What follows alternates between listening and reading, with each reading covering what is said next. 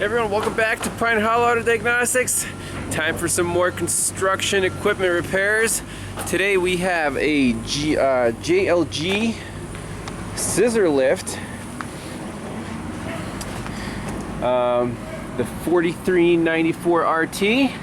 And the problem is it will not steer to the left. You can see the wheels are to the full or left position and won't steer to the right. So let's take it for a little test drive and verify the customer complaint. Alright, here's our control panel. Lights on.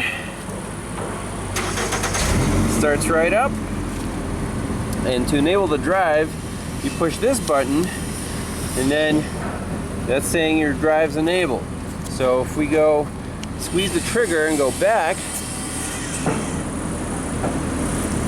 let's see here, drive enabled. It revs up and it moves. And forward. Okay, now here's the switch for the steering. If we go left, it revs up and tries to move the wheels to the left. You can't because they're all the way to the lock.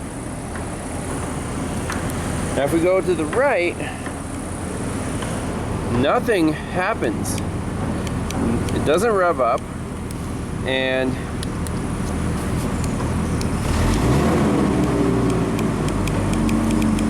there's no action.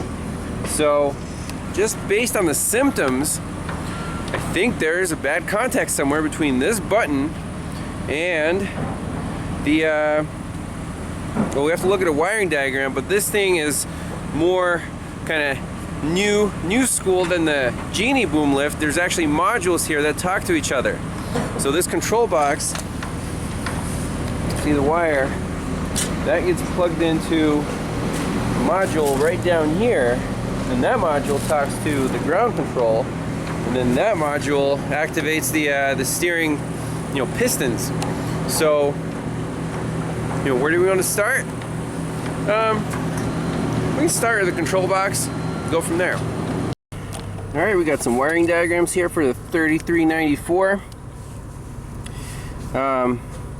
The boxes here are the main modules.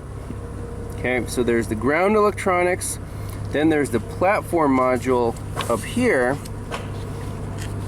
and platform controls up there. So it's a 2-page diagram, and we're interested in, let's see here, so that's their little joystick, forward and back, and then left and right. And from the controls, we have wires going to our platform module.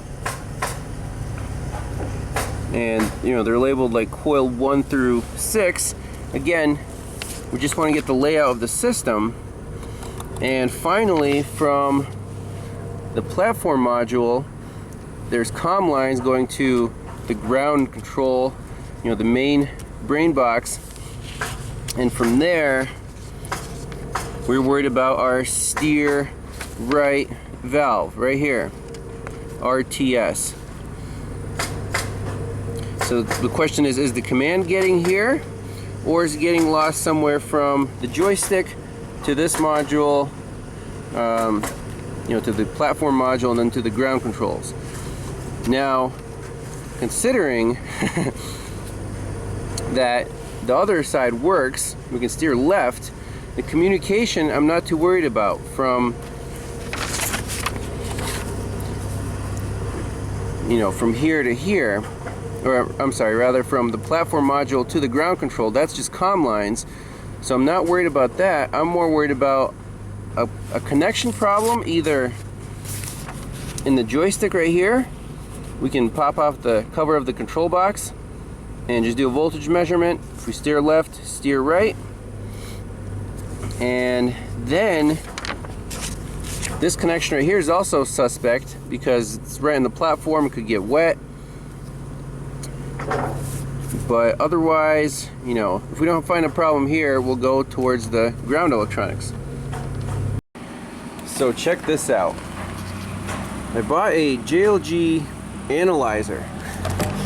It's like a scanner for scissor lifts.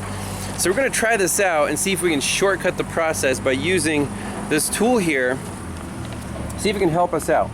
So the platform is on, this thing's not running yet. I just got the analyzer connected, and let's see if it can help us out. I have no idea how to use this, but we're just gonna kind of go with our gut. So let's do diagnostics. There's platform, ground, system, valves, elevation sensor, engine, versions. Okay, platform, enter. And now we have different switches here. If I can set this up so you can see it. I press the different switches, like drive select, that's this button. If I press it, it's gonna say closed. Okay, so this is a great tool to check, do your switches work? Let's keep going. Lift select, horn open, so if you press horn, that works. Start, drive speed, high engine, auto level. Ooh, steering left. So if we push steering left, yes, that switch works. So the left side works. Let's go steering right. Press this guy. Does not change. Okay.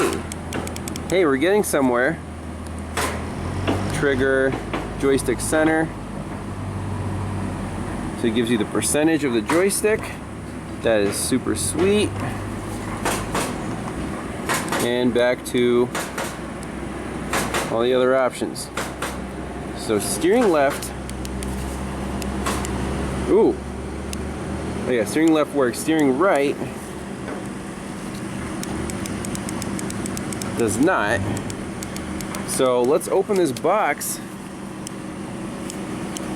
and see what's up with this switch. Alrighty, I got the screws off the cover here. Let's lift this up, do a visual inspection. So here are the wires that come from the switch, and uh-oh, what's this? Bingo. I like it.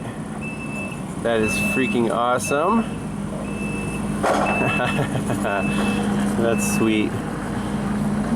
So just from vibration and fatigue, I guess. Those are really thin gauge wires, and they just snap. This should be an easy one. So let's do a bypass test. Just strip those back, twist them together, make sure the scanner says that we're good on the switch, and things should be good.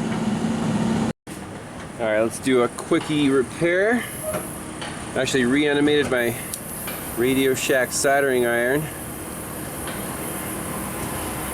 It's just more field service friendly than the electric ones. Just takes a little while to heat up. And then got some shrink wrap on here. Let's just join these wires up and put a dab of solder on there.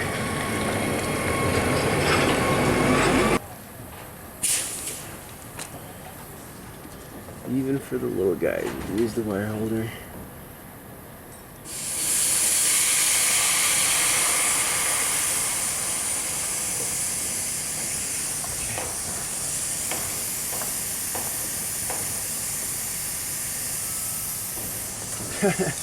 So easy. Right tools make all the difference.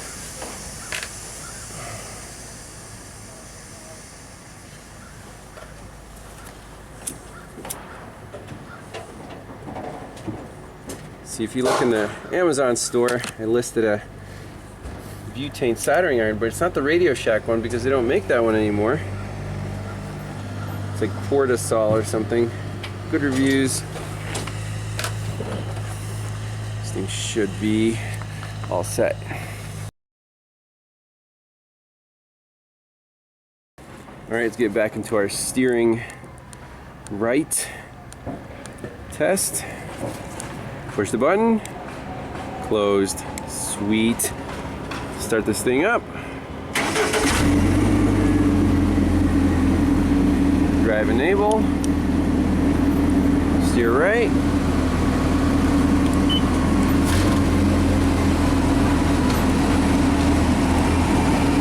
steer enable again, steer right.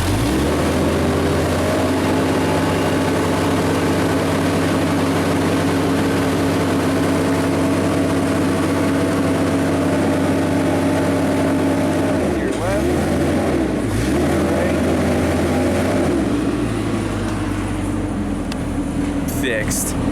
That was awesome. So this tool basically paid for itself in one service call. Amazing.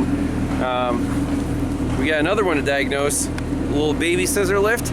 So stay tuned for more. Catch you on the next one. Bye-bye.